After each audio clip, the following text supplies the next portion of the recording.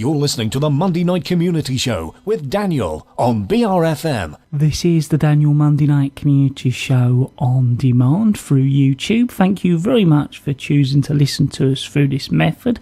If you'd like to keep up to date with when I add new interviews, then subscribe to this channel. Joined in the studio with Andy from Campfire and Rescue, the Sheppey Fire Station. Andy, as always, it's great to have you here at BRFM. Good, it's thank you for welcoming me along. I'm Sam from your local station, one of your local firefighters, and we usually do a slot around this time of year. You got the changing seasons, and it's there's a lot of safety messages out there that we can give, and it's the timing. Change of seasons, getting colder, so hands up if you put heating on. I'm sat in the studio, this is radio, I've got my hand up. Yes, heating is going on, it's getting colder, so hopefully those of you with an open fire have had your chimney swept in the summer. If not, why don't you think about having it done now? I mean, before you use the chimney. It's the season where we get called out quite a bit to chimney fires. During the summer, some birds might nest in the chimney, and you'll have the residue from last year's use. And it's good to start off the season with a nice clean chimney. But those of you that have open fires, I mean, they're really growing in popularity now. Nothing beats the roaring of an open fire. So we ask that you're sensible, and that you use a fire guard. And log burners are safer because they're enclosed, and again they're growing in real popularity. But if not used properly, they can cause a chimney fire, and this is mainly caused by people burning waste wood, and we would advise that you burn only seasoned logs. What happens is all the residues and paints and things from tannalized timber and the plastic coatings they put in chipboard, it solidifies in the chimney. When the chimney becomes quite hot, those will ignite and actually cause a fire right up the length of the flue, which, although if the chimney is intact shouldn't spread to your home, there is a high risk that the heat transfer will cause untold damage, and we have to access the chimney as well to actually put the fire out, and some of these are quite difficult, and the last thing we want to do is to have to make your home dirty because we have to put a chimney fire out. So, a couple of things: burn seasoned logs, and think about getting your chimney swept before you actually start using the fire. Those of you who use electric heaters, you might not have turned them on yet. When you turn them on, first of all, if you haven't used them for a little while, you might notice a smell, which is normal when there's dust on the element.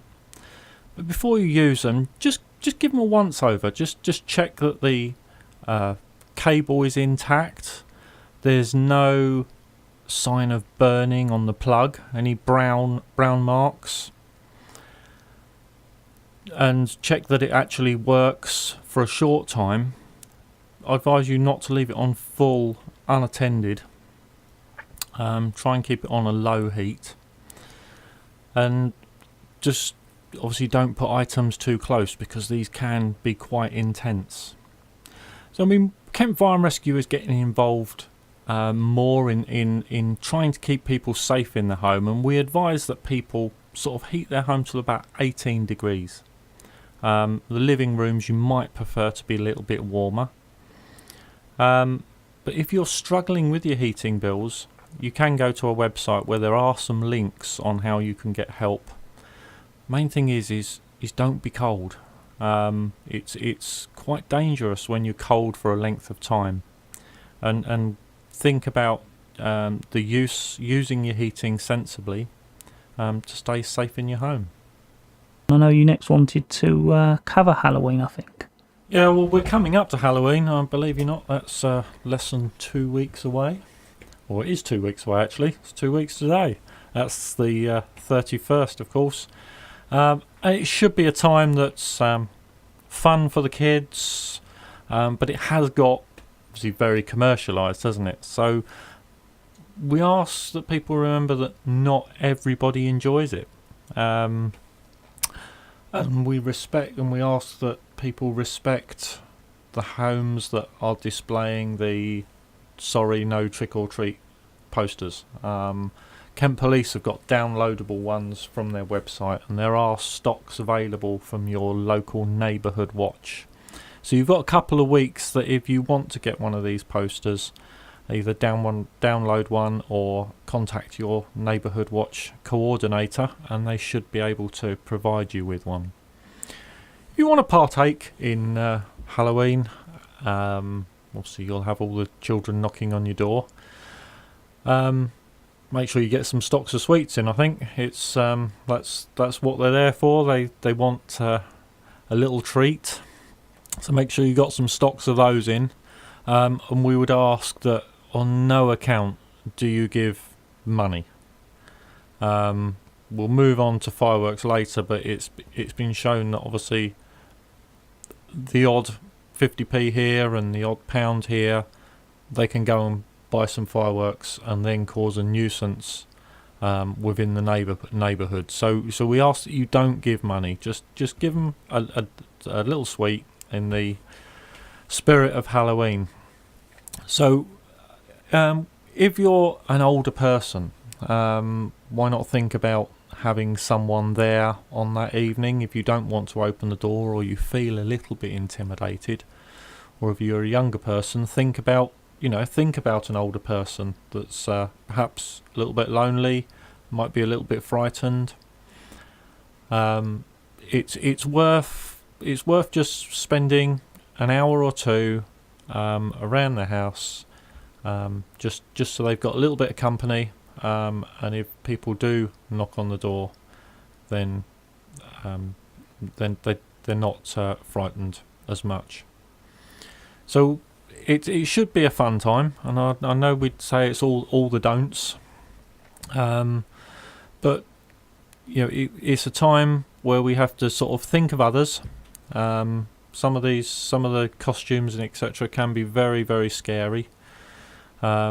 And if you feel intimidated, we would advise you to contact the Kent Police, trying to give as good description as you can if there is any real antisocial behaviour, or you feel really intimidated. And I think we're next going to go over some fireworks safety advice. Yeah, I mean, a week after Halloween, it's Bonfire night, so it's celebration after celebration. And again, this should be entertaining, and I don't want to give loads and loads of don'ts and don't do and all this lot. It's supposed to be a fun time, but it's also a very dangerous time if you don't follow the simple common sense rules. And if you're having a display or a bonfire at home, I mean, our primary advice would be to go to an organised display, and there's plenty of those that are being advertised at the moment. These can be, have some really good fireworks, and just be just as entertaining as having something at home. I mean, if you are buying fireworks, we would ask that you buy them from a reputable retailer, and that they're licensed and marked. British Standard 7114 and 1998. If you need to know, you'll never remember that, but that's the standard code for fireworks. Unfortunately, there are some that are unlicensed that do get through customs and are being sold in the shops. If they're cheap for a reason. They won't be that much cheaper, but they could be dangerous, and they haven't passed the safety tests. There was some horrific injuries caused from fireworks that have gone wrong, and life-changing injuries as well. So we've got to think: is it worth it? So if you don't go to an organised display, there's just simple rules. On bonfire night, the timings for setting off fireworks is until midnight. So it's against the law to set any off after midnight.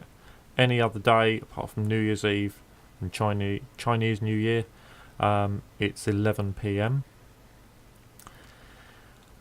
So it's an offence for anyone under 18 to possess a firework in public places, and an offence for anyone other than a firework professional to possess professional display fireworks, and they will be marked as such. So having a bonfire or a small party at home with friends, stay off the alcohol if you're having a display. So have it fairly early, and make sure that sort of you don't drink before you have your display, because it can impair your judgment. So you're having a bonfire. We'd ask that you never use flammable liquids to start a bonfire, and never burn dangerous items such as aerosol cans, paint cans. The furniture is a no-no as well. I mean, it contains so much plastic and gives off so many fumes, and just is not a nice environment to be in once that starts burning. So we'd ask that you just burn, preferably just organic waste, stuff that hasn't been treated. It's not a time to burn your household furniture. So keep your bonfire to take into account of your surroundings. So keep it manageable size, and if you're in a small terraced garden with lots of wooden sheds around, you're obviously asking for trouble. The heat that bonfires give off is immense, and having one in the enclosed space is not particularly sensible, as well as overhanging trees, overhanging branches. So build your bonfire well clear of buildings, garden sheds, fences, hedges, etc. And try and build them evenly so that they will collapse inwards as they burn. The inside will get quite hot, and if you build it properly, it'll all collapse inwards as it burns. And check that it's sound prior to lighting. If you've been building your bonfire for a little while, we ask you not to build it too much in advance. Check there's no animals inside before you light it. Try not to leave them unattended, especially when they're roaring away. So if they're positioned sufficiently far away, ensure that any stray sparks can't set off your fireworks. So it's better to have your bonfire after the fireworks, just a little bit safer. Keep a bucket of water and a connected hose pipe nearby in case of an emergency, and make sure the fire's out or the embers are sufficiently out before leaving and turning in. Just keep an eye on the residue. It will stay hot for a long time. So your fireworks, you can follow the firework code. You can pick that up off the website. Think about your sparklers with your children. Not many people know that they burn about 2,000 degrees centigrade. So children, don't give them to children under 5. Gloved hand is always safe, and make sure they're put in a bucket of water when they're out, because the stick stays very, very hot. So keep your fireworks in a closed metal box and take them out one at a time. So you can plan your display, you can and look at them and know what each one is. Perhaps number them up before you have your display, so that you're not rummaging around and having loads of fireworks out. It's just a little tip. So think about what order you want to set them off in. Follow the instructions. Read them in daylight beforehand or by torchlight. Never the naked flame, obviously. keep all naked flames away from them. Don't smoke near them. Only takes one small spark and away it goes. Never go back to it once it's lit. These are all common sense do's and don'ts. But you just got to think you got to be safe, and they are very, very dangerous.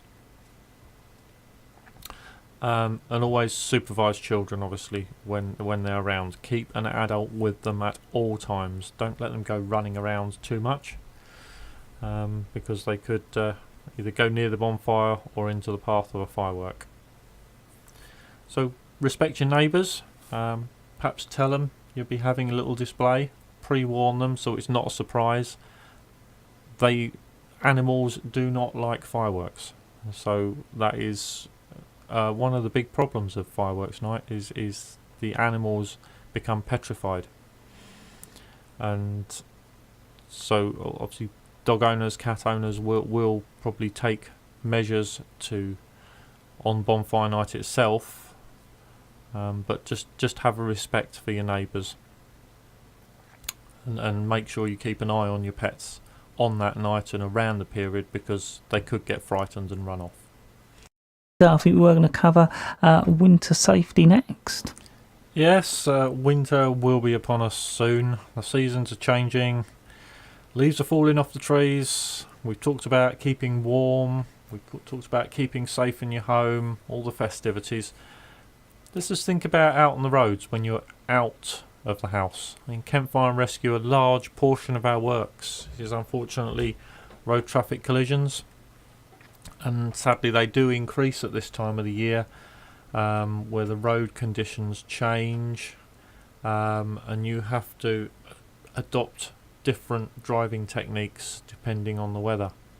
So we should all check our vehicles regularly, anyway, to make sure they're roadworthy, not just at MOT time.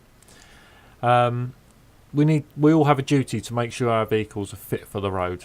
So especially in the winter, we need to check our lights are working, and regularly clean them, because once they start salting the roads, they may not look dirty, but they only need a slight film on the lens, and it really does affect the lights and what you can see ahead. So it's a good time to have your tyres checked. Check there's enough tread and they're at the correct tyre pressures. If your tyres are too low a pressure, not only will you use loads of extra fuel, but they just react differently on the road. Check your windscreen wipers work and the blades are in good condition. Once the frosts come, they will, if there's any perishing on your blades, they will just break. And when you're out on the road, it's not the time for them to break. So perhaps think about checking them now, and perhaps renewing the blades if they need, so that you have good clear vision when you're out on the roads. And you will use a lot of windscreen wash, so make sure you got a stock in and you keep it regularly topped up, and you check that it is it's got a level of antifreeze in it as well, or an anti-freezing agent, so it doesn't freeze up and you can use it when you need to. So there's a few safety tips that we'd ask when you're driving in bad weather. Unfortunately, we do get some bad weather, so we just check the weather forecast. It's so easy to do now online, and prepare for any hazardous conditions you have. I mean, it's not just in the winter that the road conditions can be poor. I mean, rain and heavy spray, high winds, they can occur any time of the year. So if severe weather is predicted, then we'd advise you only to travel if your journey is essential, really. Obviously allow plenty of time for your journey, but it's worth telling people the other end what time you're expected to arrive. So if anything does happen and you can't get help, then maybe they'll ask the questions sooner. Keep a fully charged mobile phone with you. Obviously turn it off before you drive so you don't get distracted. And if it is cold, make sure you defrost your car fully. Leave time in the morning to actually defrost your car. You can't drive effectively with a little postage stamp size out your windscreen. Just make sure it's all defrosted fully. A lot of cars now may have heated windscreens, but if you don't, get the old scraper, get a proper scraper. Credit cards effective only to a certain extent, but your fingers do get cold, so get a proper scraper. Make sure your car is winter ready. So when you're out on the road, conditions change, don't they? So leave that extra room. Leave your 2-second gap, 3-second gap. The roads are slippery and it's going to take you longer to stop. So leave room. People will jump into the space in front of you. It's natural behaviour, but just pull back and keep that space. It's not worth driving too close to the car in front. If anything happens, your time to react is severely reduced.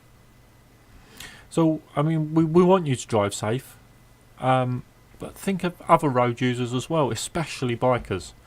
Bikers should drive to be seen, but they're a quarter of a width of a car, so you may not see them on first glance. Take that time.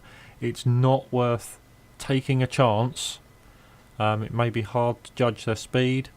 It's not worth pulling out because they need longer to stop than a car, and in wet conditions they haven't got the stability. They're only on 2 wheels. So please have consideration for bikers as well. So we talk about young drivers. I mean, young drivers are a lot more likely to have a crash, especially in their first year after passing their test. So if you've got children that have just passed their test, perhaps go out with them and give them some pointers, or if they've just passed their test, perhaps ask the driving instructor if they can give some advanced lessons on wet roads. It may cost a little bit, but it's just worth that peace of mind. Distraction is a killer. We talk about mobile phones being a distraction, and everybody knows they shouldn't be using their mobile phone when they're driving, but things like loud music, groups of people, heavy conversations, they can all be classed as distractions. And there is the temptation to have a drink over Christmas leading up to the festivities. You never know how much you've had, so it's best to steer away. Don't drive at all. By all means go out, have a good time, but make sure that you keep money back for a taxi. Perhaps stick an emergency £10 note in your mobile phone case or something like that, just so you know that you can get home safely, or your children can get home safely. And obviously never overcrowd the car. Seatbelts are there for a reason. They're a reason to be worn. So if a car has got 5 seatbelts, it takes 5 people, no more. There's always that temptation to fill the car up, put that extra person in just to save that extra journey. It's not worth it. It's not worth the risk. So there's lots of do's and don'ts there. A few little pointers hopefully you take on board in preparing your car for winter. And we ask that you drive safely on the roads, and you should be safe if you just take those extra precautions. And I think we're going to cover the lead up to Christmas next, Andy. No doubt you'll be thinking about the next few weeks, your Christmas tree, your Christmas lights, all your presents, all your festivities. So we're packing it in tonight, and we're going to be just talking about a little bit of preparation you can do on the lead up to Christmas. A few things you can think about in advance with regards to Christmas trees, Christmas lights, etc.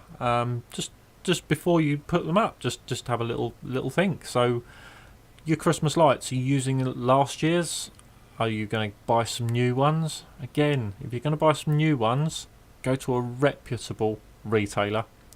There are some cheap and nasty ones out there and they do cause fires because they may not be protected by a fuse or an inappropriate electrical connections. So if your bulbs are blown when you're testing your lights, replace them, because the others might get hotter and overheat, and that could cause a fire. With your fairy lights, obviously don't leave them on when you go to sleep. The LED ones that you can buy now, obviously a lot cheaper to run, and they're just as bright, and they're quite cool. But again, it's best not to leave them on unattended. And obviously if your bulbs are the hot type, don't let them touch anything that's flammable. So let's think about your tree. Are you going for an artificial tree, or are you going for a real tree this year? The real trees are growing in popularity, but you really need to think that if you are going for a real tree, you need to look after it. You've only got to search online and to see some horrific videos of how Christmas trees go up. Well, we don't want to scare you. If you look after your tree, we suggest that you give it at least a pint of water a day, more if your central heating's on and you keep your house warm, because it will dry out. And when you buy the tree, check that it's fresh. Some trees are cut very early and may be stored for a month before you buy it. So check the needle droppage before you do it, by perhaps bouncing on the trunk on the floor. And if needles start falling off, then perhaps think it's not as fresh as it could be. So, and a dry tree is a fire hazard. So we want you to think about that. And if you're going for an artificial tree, most of the trees should have some protection of fire retardancy, so they won't go up as fast as a real tree, although they will still burn if subjected to heat. And then obviously we think about disposing of your tree afterwards, and it's easier to take it down. The council do a collection service, or you can take it down the tip and dispose of it in the garden waste. So when we're talking about Christmas and your fire safety in your home, we tend to, it's a time when people perhaps get out candles and tea lights and things like that. So where you may not use them during the year, you might use them in an ornament and things like that. So sort of little simple tips like making sure they're on non-combustible service, tea lights in a saucer or something, so it doesn't transfer the heat through. The metal will take the heat from the candle, and if it's put on a plastic surface, it can have catastrophic consequences and catch fire. We have quite a few fires caused by candles, and they're the small little tea lights that people think are quite safe, but they can cause problems. Obviously don't leave them in drafts and things where they can catch curtains alight. It's all common sense stuff, and don't leave them unattended. That's sort of the simple advice that we would give. But we'll ask that people enjoy the festivities. I know it's early and it might seem a long time away, but you will be doing the preparation soon. So think about your fire safety. Think about how you store stuff in your home over Christmas. Try not to block your exit routes and keep your exit route clear. If you've got people staying over Christmas, they won't know the layout of your house in the dark as well as their own. And if you clutter your escape route, it prevents them escaping. The primary is to have your working smoke alarm, and make sure that is your lifesaver, and that will give you such an early warning to any sign of fire. That is the most simple step you can take to being safe in your home. And you're changing the clock soon. Not sure of the date, but when you change your clock, think about changing your battery and your smoke alarm as well. It's a simple advice, and you'll see some posters about that as well outside the fire station, and some adverts on the telly. I wanted to do a little bit about general home safety and the new Safe and Well, I think. Yeah, well, every time I come on, I'll promote our home safety. I mean, a large part of what Kent Fire and Rescue do is preventing fires happening in the first place, and we've been very, very successful in driving down the fires in the home, and especially the number of people killed or injured, and that's steadily declined through our work. Kent Fire and Rescue has an ambition to reduce the number of people killed in accidental dwelling fires or fires in the home to 0 by 2020.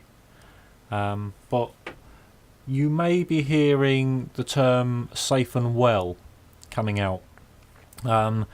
This was in the safety plan, in Kent Fire and Rescue's last safety plan, where we're expanding our home safety visit into another realm of safe and well. It's targeted at older people because these are the group which are more at risk from fire, and they may not recover from a fire in their home, and they may not be able to get out of a fire, therefore more liable or to have serious injury or sadly die from fire. It's the smoke that kills, and if you can't get out quickly, it is a killer. So although our focus remains on fire safety in the home, we want to renew that focus for the older people to a safe and well. In a broader sense, this means that we have an important future role to prevent people going to hospital or into care as a result of accidents in the home. So while we're at a person's home, why can't we provide other services? We work closely with other agencies, and we've recognised areas where we can make a difference in people's homes when we're talking about fire safety. This also includes things like preventing falls, keeping warm in the winter, which I alluded to earlier, preventing accidental burns and scalds. We're highly, we're training all our staff to recognise dementia and mental health issues. And in most cases we can refer on to other agencies, but we can make a difference by providing simple advice or piece of equipment, or just time to talk to these people. So when you hear the term safe and well, we will be sort of targeting areas to ensure that we're providing the appropriate advice to perhaps a more vulnerable group of people. We still provide all the home safety advice, and you can get loads of advice off the website.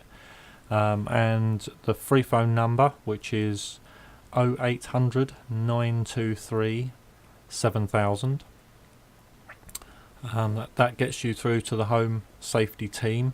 We've expanded the size of our home safety team so that we can take on this role of safe and well, but you will be seeing your local crews becoming heavily involved in this aspect of our work.